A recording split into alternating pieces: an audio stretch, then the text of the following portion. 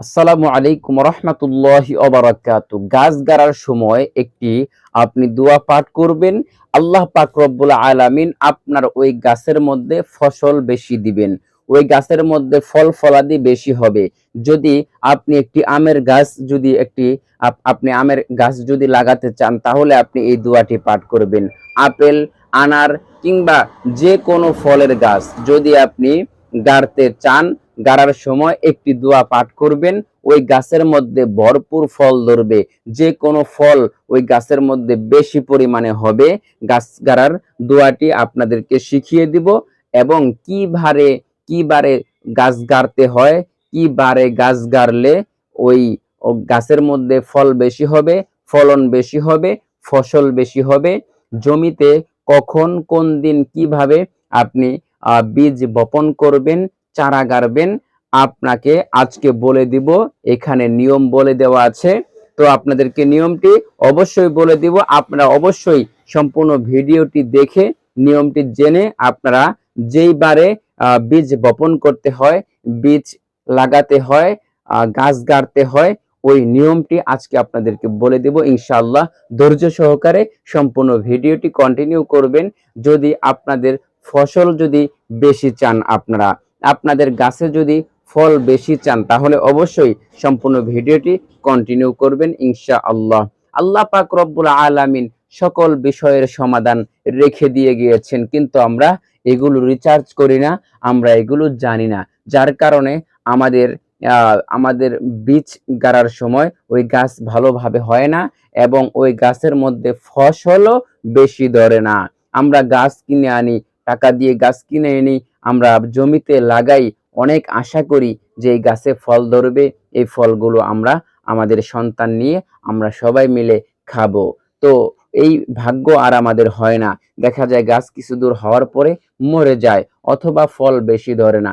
বাজার থেকে একটি আম গাছ কিনে এনেছেন, গাছ লাগিয়ে দিয়েছেন, বিভিন্ন নিয়ম বিভিন্ন মানুষের কাছে আপনারা শুনেন, কিন্তু এই নিয়মগুলো কোনো কার্যকরী না। আজকে আপনাদেরকে একটি দোয়া শিখিয়ে দিব। এই দোয়াটি পড়ে গাছ লাগাবেন, ওই গাছের মধ্যে ফসল বেশি হবে। যদি আম গাছ লাগান, দোয়াটি পড়ে আপনার ওই গাছের মধ্যে সব সময় আম ধরবে এবং আমগুলো ভালো হবে, কখনোই পোকা ধরবে না এবং ওই গাছের মধ্যে সব সময় আল্লাহ পাক রব্বুল আলামিনের রহমত এবং বরকত থাকবে ইনশাআল্লাহ। তো এই অত্যন্ত গুরুত্বপূর্ণ ভিডিওটির মাঝে কেউ অমনোযোগী হবেন না। ভিডিওতে একটি লাইক দেওয়ার প্রয়োজন মনে করলে এখনই ভিডিওতে একটি লাইক দিয়ে চ্যানেলটি সাবস্ক্রাইব করে অল নোটিফিকেশন চালু করে দিয়ে রাখুন। যদি আপনারা ফল এবং ফসল বেশি চান ইনশাআল্লাহ, অবশ্যই আপনারা আমাদের এই চ্যানেলের সাথে থাকবেন। তো চলুন, আপনারা কোন দোয়া পাঠ করবেন এবং কোন কোন দিন আপনারা গাছ গাড়বেন, কোন দিন আপনারা জমিতে ফসল রোপণ করবেন, জমিতে ফসল চাষাবাদ করবেন কোন দিন, এই নিয়মটি এখন আপনাদেরকে বলে দিচ্ছি। প্রথমে ছোট্ট দোয়াটি, যে দোয়াটি পাঠ করে আপনাদেরকে ফসলটি গাড়তে হবে, গাছটি গাড়তে হবে, চারাটি গাড়তে হবে। এখন আপনাদেরকে ওই দোয়াটি ভিডিওর স্ক্রিনে লিখে দিচ্ছি এবং বলে দিচ্ছি।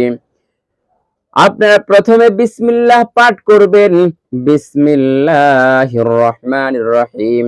আপনি একটি বাজার থেকে গাছ কিনে নিয়ে এসেছেন, আম গাছ, জাম গাছ, বরই গাছ, কিংবা আপনি একটি কাঁঠাল গাছ কিনে এনেছেন, অথবা যে কোনো গাছ আপনি কিনে নিয়ে এসেছেন, অথবা কোনো কাঠের গাছ আপনি কিনে নিয়ে এসেছেন, যে এটা অনেক বড় গাছ হবে, এর থেকে কাঠ হবে, এই কাঠ দিয়ে আপনি ব্যবসা করবেন কিংবা এই কাঠ আপনার ঘরে লাগাবেন কিংবা আপনি যে কোনো কাজে লাগাবেন, এমন পরিকল্পনা নিয়ে একটি গাছ কিনে নিয়ে এসেছেন। এই গাছটি আপনি লাগাবেন। লাগানোর আগে আপনাকে প্রথমে বিসমিল্লাহ পাঠ করতে হবে। বিসমিল্লাহির রহমানির রহিম। এরপরে আপনাকে 100 বার একটি বাক্য পাঠ করতে হবে। এটাই হলো দোয়া, এটাই হলো বাক্য। এই বাক্যটি পাঠ করে যদি আপনি গাছ লাগাতে পারেন তাহলে খুব ফসল হবে, ওই গাছের মধ্যে বেশি ফলন হবে, ওই গাছের মধ্যে বেশি পরিমাণে ফল ধরবে, কোনো ফল নষ্ট হবে না ইনশাআল্লাহ।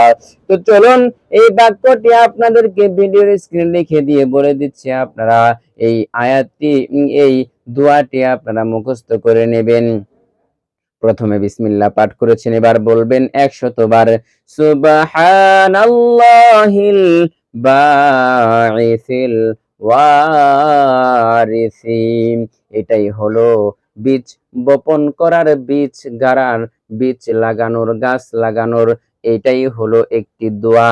এই দোয়াটি আপনারা পাঠ করবেন। সুবহানাল্লাহিল বাঈসিল ওয়ারিসি, ছোট্ট দোয়া। এটি আপনারা কোন দিনে কিভাবে পাঠ করবেন বলে দিব। আগে দোয়াটি আপনাদেরকে কয়েকবার বলে দেই।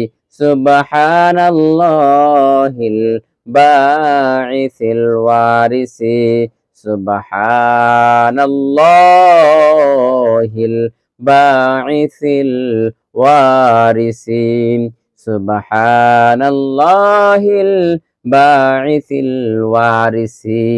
এটাই হলো দোয়া, সুবহানাল্লাহিল বাঈসিল ওয়ারিসি। এই দোয়াটি আপনারা পাঠ করবেন গাছ গাড়ার সময় ইনশাআল্লাহ।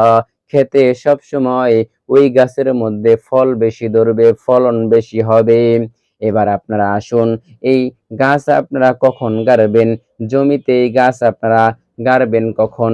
বীজ আপনারা বপন করবেন কখন? বীজ আপনারা জমিতে কখন গাড়বেন? এখনই আপনাদেরকে বলে দিচ্ছি। ওই দিনটি হতে হবে বুধবার দিন। বুধবারে যদি আপনি এই দোয়াটি পাঠ করে আপনি জমিতে গাছ গাড়তে পারেন, ইনশাআল্লাহ ওই জমির ফসল বেশি হবে, ওই গাছের মধ্যে ফলন বেশি ধরবে, ওই গাছের মধ্যে ফল ফলাদি বেশি হবে।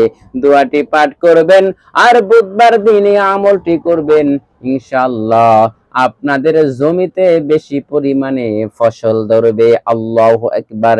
আল্লাহ পাক রব্বুল আলামিন মুমিনদের জন্য সকল বিষয়ের সমাধান কোরআনের মধ্যে রেখে গিয়েছেন। আল্লাহ পাক রব্বুল আলামিন বলেন, অনুনাজ্জিলু মিনাল কুরআনি মা হুয়া শিফাউ ওয়া রাহমাতুল লিল মুমিনিন। এই কোরআন আমি অবতীর্ণ করেছি মুমিনদের জন্য শিফা, মুমিনদের জন্য রহমত। এই কোরআন থেকে আমরা রহমত পাবো এবং এই কোরআন থেকে আমরা আল্লাহ পাক রব্বুল